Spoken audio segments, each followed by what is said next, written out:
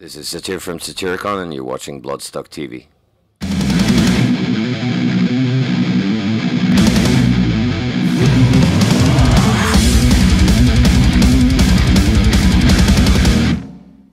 Okay, next up on Bloodstock TV, we're having a chat to the legendary Mr. Russ Russell. How are you, sir? Yeah, really good. Glad to be here. Yes, again. Again, yes. Bloodstock, again. Again. We meet again. So, yes. So, tell us about Bloodstock and tell us why you love it, because I can tell you do, because you always look so happy when you're here. I do. I love it here. I think I've been every year since it's been outdoors. Yeah. And it's just like... It's like a family get-together, isn't it, really? It is. Exactly, it's exactly that, you know. You see old friends. I think the way that they organise it is geared towards that as well, because it's like a festival for festival goers, by festival goers, isn't it? You know, so they have lots of people, places to catch up, sit down, a bit of shelter when it might be a little bit of rain on the way, possibly. Yeah. Bands love it. You know, industry people love it. Everybody loves it here. Yeah, it's fantastic. Cool. So yeah, but you've also got another bit of a purpose here this year, haven't you, as well? Because you offered a prize for our Metal to the Masses competition, didn't you? So tell us a bit about that. Yeah, some lucky or maybe unlucky winner gets to spend 2 days in a sealed dark room with me. That's at Parlour Studios, I believe. Let's just clarify that first of all. Yeah. Aside from that, they get some studio time. No kinkiness. But yeah, there's 29 bands, I think. Yes, 29 to choose from, that's right. which has been insanely difficult. And well, I'll tell you how difficult it is. They're all really good. We've played all of them on Bloodstock Radio podcast. We've played a song. We've interviewed every single one of them. So yeah, and they all offered bribes. No, they didn't. They haven't been bribing me yet. Oh no, it wasn't. No, it was nothing like that. But no, the quality is insanely high. And I mean, we've already had feedback from the bands that people have been watching them this weekend on the New Blood that they're just, you know, it's really. And Metal to the Masses is getting like that every year now, isn't it? Yeah. The quality's going up and up. It's great. I mean, what better way to find Britain's new talent? Yeah. You're weeding out all the chaff so that I don't have to bother doing that. Yeah, exactly. Yeah, it makes my job really easy. And that's what I mean. That's the thing. So you've got 29 excellent bands to choose with for who you want to work with. So that's a good thing for you as well, isn't it? The tough thing is, you know, well, what am I looking for? It's not just good music, because that's all of them.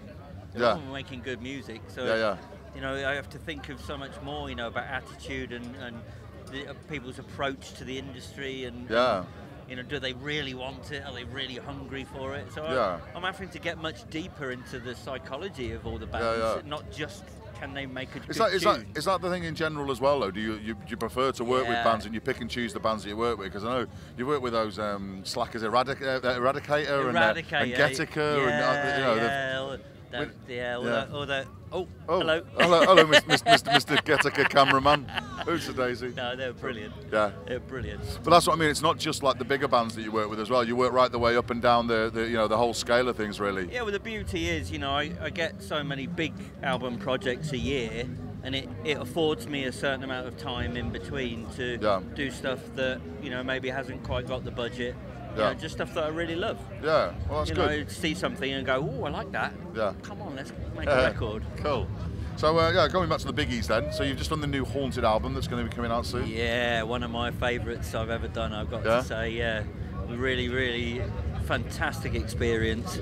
Really lovely guys. Total professional, fanatical they are about it. Yeah.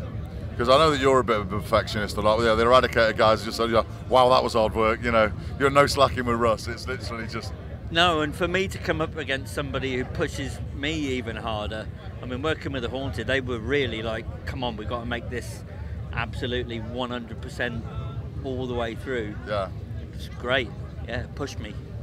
Yeah, and you've got some Napalm Death coming up as well, I believe. Yeah, next week we start the new Napalm Death album, which is going to take quite a while because the way we're approaching it, a lot of it's going to be written in the studio and will be very organic. All right, okay. It's just going to grow as we go along. Yeah. And you went to Glastonbury with them, didn't you? I did, yeah. What was that like? It was Napalm Death at Glastonbury it really was mental. Nobody really expected that many people to turn out. You know, you don't get that many Napalm fans at Glastonbury. Was it all like Malcolm and Cressida saying, oh, look at the jolly black metal people? No, people were genuinely into it. Yeah. I mean, I'm sure there was a bit of passing tourism, But there was 6,000 people in front of that stage when they played, whatever it was, 4 o'clock in the afternoon. Yeah. And they had to call in health and safety because the barriers were bending. Yeah. You know, it was a proper full-on crowd. Although I've got to say, it's the happiest circle pit I've ever seen. People all happy hippie face paint and waving flowers in the air, dancing around in the circle. That sounds amazing. But it was perfect. It totally in key with Napalm's kind of ethos. Well, that's good. I mean, I'm taking the mickey out of it a little bit, but it is good that the things are branching out a little bit, isn't it? Because you shouldn't be so sniffy about things. And the production manager for that area of the festival, she said to me, "Do you realise what a groundbreaking, changing moment in history this is? To have Napalm Death playing Glastonbury. This is opening up a whole new door." Yeah. And we will have extreme music at Glastonbury from now on. Wow, fantastic. Well, that's good.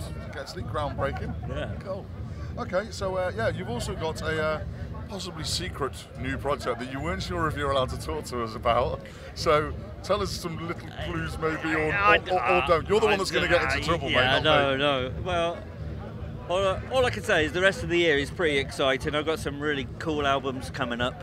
Including finishing my own album called Tronos. Okay. I have to get that one in there. Plug. Oh yeah, you got to do that. But then doing a very exciting album with a certain bunch of Swedish people that I know. Oh my God! I can't name. It's ABBA, isn't it? ABBA are back. ABBA are back. ABBA are in the studio with Russ. It Amazing. Is. Yeah. That's going to be fantastic. Cool. There you go. Was that enough of a distraction? Yeah, that was perfect. That'll do. Cool. Okay, so you've been here for the weekend. Good bands that you've seen so far. Bands you're still looking forward to seeing. Always a pleasure to see my boys Eradicator, and they totally smashed it this year. They were brilliant. They were amazing. I was so delighted when they were announced. Yeah. You know, what's taken Bloodstock so long? I was saying, so when I interviewed them, I said, I stuck mesmerised on the podcast as the opening track to try to get it into the psyche of the Bloodstock listeners to say, hey, listen, brilliant. We should have them on, shouldn't we? So brilliant. I'm claiming a bit of credit for that one. Yeah, good. So yeah. Yeah, well, I also said I'm not coming unless Eradicator are playing. Yeah, well there you go. But that might have backfired, mate. To be honest, like great, Russ won't come. Then Crow. Yeah. Crow. I mean, every time I see that band, they just get better and better. Yeah. She is incredible, and cool. she's really finding her voice. Yeah, and you're looking forward to seeing Ghost tonight as well. Yeah, I really like Ghost. It seems. I'm quite surprised how much it seems to be a bit of a controversial subject. Yeah. It seems to be a lot a bit Marmite. I don't know. Yeah. But okay, maybe it's not your favourite thing in the world, but. Well, I heard some of the reviews. I think it's a brilliant thing for this kind of festival. Their live shows earlier this year in the UK got massively. They're amazing live. So yeah, I think people should just be like, give it a go. Have a look. It's not for you. It's not for you. It's something for everybody, which is surely this is what Bloodstock's all about. It is exactly what. And attracting new people and broadening horizons. Yeah. So can't be blinkered in this game. No. Why would we want to do that? Cool. Right. Well, enjoy the rest of your day. Enjoy the rest of your weekend, and thanks for talking to us, Russ. Thank you very much. Cheers, bro. Always a pleasure. Okay. Cool. That's Russ Russell with Bloodstock TV.